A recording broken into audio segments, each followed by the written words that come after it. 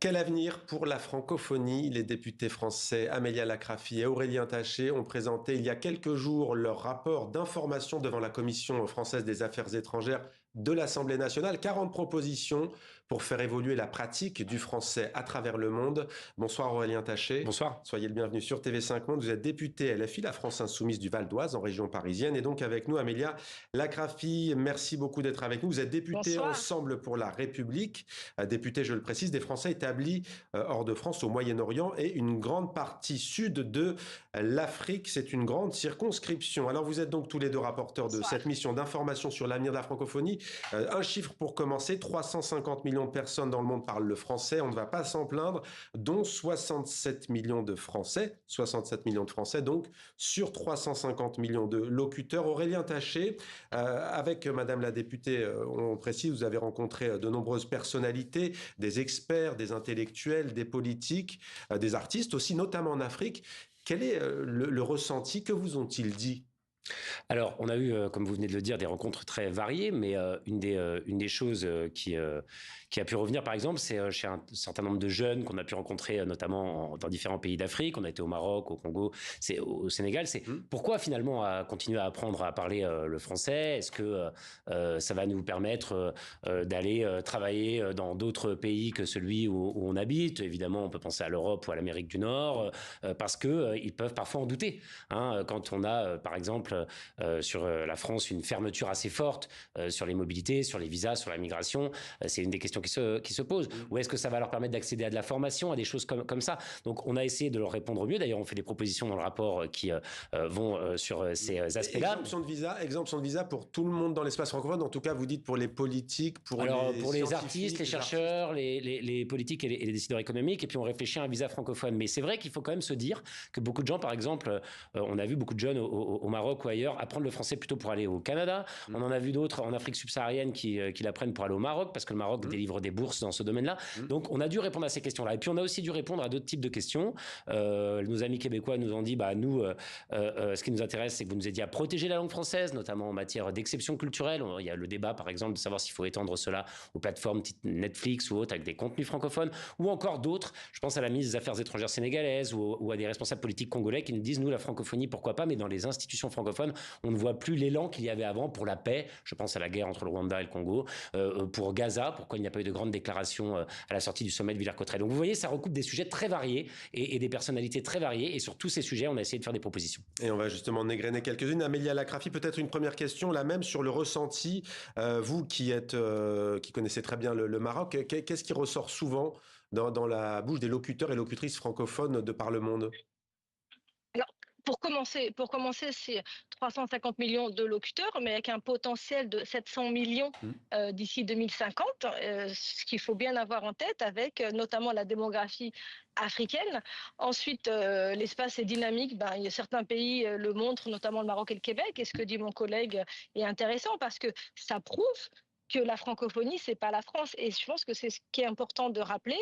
Ça n'a pas été initié par la France, mais par des Africains, notamment Senghor, mais que c'est pas la France et que quand on veut parler français, ça nous ouvre un potentiel dans le monde entier sur les 5 continents. Exemple, les Indiens, pour ceux qui parlent français, gagnent plus à la fin du mois. Donc mettre qu'on parle français dans son CV est un potentiel de gagner plus d'argent. Et certains se rendent compte qu'en fait, c'est pragmatique. Ils apprennent le français, ils en viennent, ils ne l'héritent pas forcément, mais ils le choisissent par choix, par passion, par envie, pour le travail ou pour la culture. Mais c'est vraiment important de rappeler que la visas, Madame la francophonie députée, vous n'est êtes pas la France. d'accord?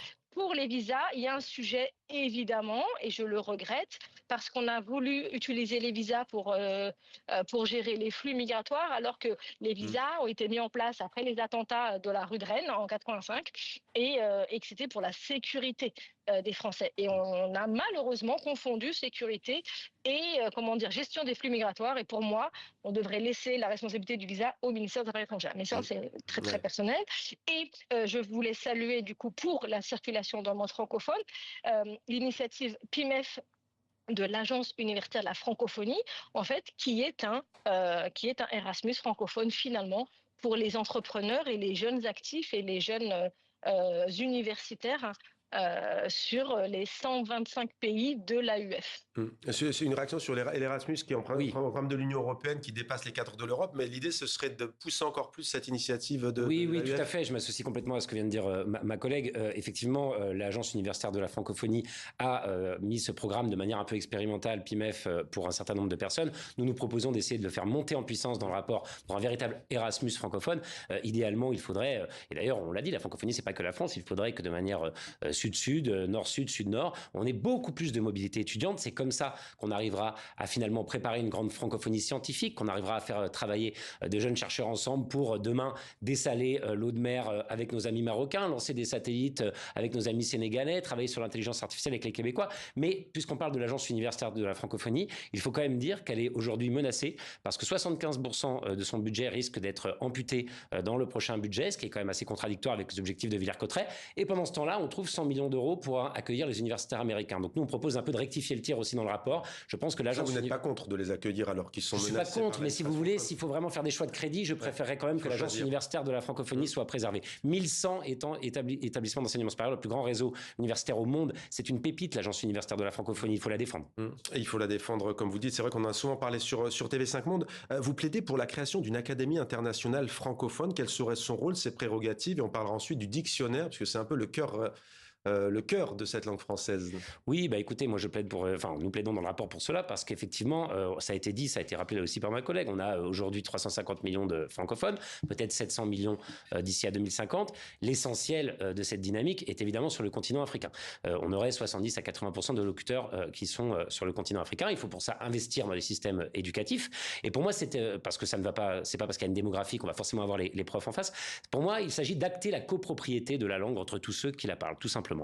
C'était aussi sur le continent africain la langue coloniale. Elle doit devenir toujours plus celle de l'émancipation et donc avoir cette académie qui permettrait de faire un dictionnaire des équivalents, qui permettrait de réfléchir à la manière dont on enseigne le français. On n'enseigne pas le français de la même manière dans une classe à Saint-Louis au Sénégal ou à Brazzaville que mais sur le dictionnaire, c'est déjà le cas. Il y a des mots qui viennent de Côte d'Ivoire notamment, bien qui sûr, viennent d'Algérie, qui viennent... Mais n'ayons pas peur d'internationaliser les choses. On l'a dit, la francophonie, ce n'est pas que la France. Une académie qui soit vraiment une organisation internationale créée dans le cadre de la charte de la francophonie, ça donnerait un formidable élan. Moi, vous savez, cette proposition, on l'a testée avec des poètes, des écrivains, des linguistes, notamment du continent africain. Beaucoup se disaient, alors là, effectivement, on voit les choses de manière un peu différente. Alors, une petite pointe d'humour, Amélia Lacrafie, Aurélien Taché, c'est assez rare sur un plateau télévisé d'avoir un député LFI et une députée Ensemble pour la République d'accord sur quasiment tout, mais ça va peut-être pas durer puisque j'aimerais qu'on parle de ce qu'on appelle la créolisation de la langue française. En tous les cas, Aurélien Taché, vous préconisez une langue créole commune, ce sont vos mots. Alors, je vais d'abord demander à Amélia Lacrafie si vous partagez cette philosophie déjà dans un premier temps, avant de parler des propos de Jean-Luc Mélenchon. Je ne la partage absolument pas, mon collègue le sait très bien, et bien sûr on n'est pas d'accord sur tout, et cette créolisation, quand je suis partie, je ne suis pas une experte des langues, mais quand je suis partie chercher ce que disent les scientifiques, non, la langue française n'est pas une langue créole, et il y a des langues créoles, et respectons-les, il y a le créole haïtien, le créole guadeloupéen, et c'est super, mais la langue française, non, elle a mis 1000 ans à exister sous sa forme actuelle, et elle vient des langues latines, de l'italien, de l'espagnol, de l'allemand. Et non, ce n'est pas une langue créole. Donc, j'ai trouvé, en tout cas, que vouloir changer son nom et l'appeler langue créole commune, c'était une nouvelle force de colonialisme. Enfin, c'est d'être néocolon en disant, nous, LFI, on va changer le nom d'une langue parlée par 350 millions de personnes de Paris. Non, en fait, je vois pas les francophones du Cambodge, du Laos ou du Québec leur dire on va l'appeler langue créole commune. Non. Aurélien Taché, vous pouvez répondre. Alors non, mais évidemment sur le plan linguistique, je ne vais pas contester ce qu'a dit ma collègue. D'ailleurs, Jean-Luc Mélenchon dans son propos n'a pas dit que sur le plan linguistique le français venait du créole. Il a bien rappelé qu'il y avait une origine latine et tout ce qu'on vient de dire. En revanche, c'est sur le plan politique. Quand Jean-Luc Mélenchon parle de créolisation de la langue, et moi je m'associe parfaitement à ça, c'est au sens de glissant, c'est au sens de finalement cette langue, elle s'hybride hybride avec d'autres, le Wolof au Sénégal, l'arabe ailleurs, le Lingala dans le centre de l'Afrique, et de cette créolisation au sens de phénomène d'enrichissement mutuel peut faire évoluer la langue, et ça peut valoir le coup de valoriser ça. Et pour moi, l'Académie francophone de la langue commune, c'est aussi une manière de réfléchir à cette évolution-là. La langue francophone, ça irait. Pourquoi pas, mais j'entends que ma collègue dise que c'est pas depuis Paris qu'on doit décider ça. Je la rejoins sur ce point. Je pense que c'était ouvrir le débat. Et effectivement, dans le cadre de cette académie, on pourrait laisser les gens réfléchir s'il faut changer le nom ou pas. Voilà, il ne s'agit pas de plus que ça. Moi, je trouve très intéressant d'ouvrir le débat. Ça stimule un peu l'intellect. Après, il ne s'agit pas d'imposer quoi que ce soit à qui que ce soit. Oui, une réaction, Madame la députée. Oui, si je peux me permettre, on a auditionné effectivement beaucoup d'auteurs aussi, des artistes, en fait, qui ne veulent pas, qui en ont aussi marre qu'on utilise le mot francophone quand on parle d'eux ou de leurs ouvrages. On a des artistes qui nous ont dit, moi j'écris des livres en langue française et pas en langue francophone, et qu'on en ras-le-bol qu'on dise c'est des livres francophones. Non, c'est des livres écrits en langue française. Une institution est francophone, le monde de l'infrancophonie institutionnelle très bien, mais voilà, il y a aussi, et c'est beaucoup de Sénégalais qui nous l'ont dit d'ailleurs, ils veulent absolument dire qu'ils écrivent des livres en langue française et pas en francophone ou en francophonie. Et ça, je peux aussi l'entendre. Allez, il nous reste une petite minute. Comme le veut l'adage, je vais vous demander à tous les deux, quand on parle francophonie, votre mot préféré dans la langue française. Mon mot préféré dans la langue française. Du moment, peut-être alors, celui du moment, non, mais je vais être un peu provocateur. J'aime bien le mot créole, moi. Allez, et Madame la députée Amélia Lacrafi. Un mot au hasard qui va peut-être faire polémique, go. Vous avez beau. Parce que go. Ah, go. La go pour dire la fille ou la femme. D'accord. Pourquoi je choisis? C'est pas le go, to go en anglais, parce que... Non, c'est la go. C'est la go, et je le dis volontairement, même si ça peut faire polémique, parce que pendant la commission, on en a beaucoup parlé, il y a plusieurs Français, il y a des registres de langue française. Et certains Français francophones, hésitent de parler le français ou d'apprendre le français parce qu'ils ont peur d'être repris, parce qu'ils ne parlent pas un français soutenu. Et ce qui est très intéressant, et là je vous invite tous à aller à la Cité internationale de la langue française, à Villers-Cotterêts, c'est qu'on apprend qu'il y a 3 registres, dont le registre de la rue, si je peux l'appeler comme ça, je ne sais plus comment il s'appelle, et que Aya Nakamura est notre plus grande représentante de la langue française dans le monde, qu'on le veuille ou non, et que les mots qu'elle utilise restent du français, et que ce que dit mon collègue, il y a du Wolof, oui, il y a entre 400 et 700 mots africains dans la langue française, il y a 600 mots italiens, il y a des mots russes, il y a des mots espagnols dans la langue française. Les mots voyage. Il y a des mots arabes dans la langue française, et ça reste la langue française. Et sur le registre de la rue, avec des mots que les gens les plus aisés ne comprennent pas, ça reste la langue française quand même. Merci beaucoup Amélia Lacrafi, et merci Aurélien Taché, merci à vous deux députés d'être venus sur notre plateau pour parler de l'avenir de la francophonie et de la langue française. Merci à vous.